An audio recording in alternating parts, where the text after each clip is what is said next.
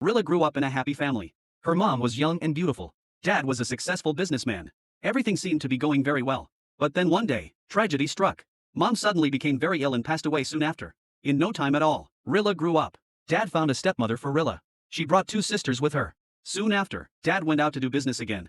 As soon as Dad left home, her sisters took over Rilla's room and drove her to the attic on the roof.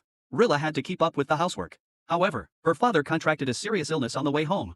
He died on the way home. Her stepmother became even more aggressive. There was no end to the work. One day, Rilla was walking in the forest. The prince was fascinated by her. When he got back, the prince held a big ball to find her. He held a big ball. All the girls in the country could attend. The prince wanted to find Rilla that way. His stepmother threatened to keep Rilla at home and not go to the ball. Rilla was crying. Suddenly, an old woman appeared behind her. She wanted to ask her for food. Rilla brought her a bowl of milk. Touched by her experience, the old woman did some magic. She turned the pumpkin into a carriage. She made a beautiful dress and a pair of beautiful crystal shoes. The fairy told Rilla, when the clock strikes 12 at night, and the magic will be gone, and everything will go back to the way it was, except for the crystal shoes. Finally, at the last minute, Rilla's carriage arrived. In a blue dress, Rilla entered the room. The prince recognized her as the forest girl. The prince asked Rilla for her first dance. The two danced to the music. Then the prince took Rilla on a swing.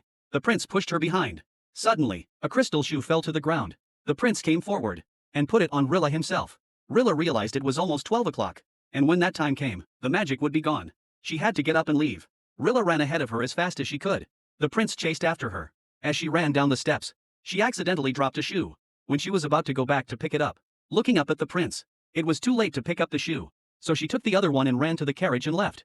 The prince picked up the crystal shoes on the ground. Rilla turned back into Rilla and took the only remaining crystal shoe with her. Rilla hid the crystal shoe under the attic floor. The prince tried to find the owner of the crystal shoe. An announcement was made. Women from all over the country may come and try on this crystal shoe.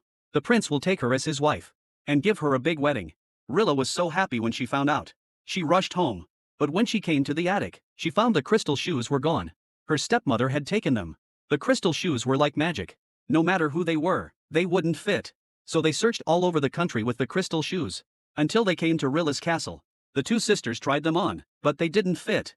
When the prince was about to leave, Rilla's song came from upstairs and attracted the prince's attention.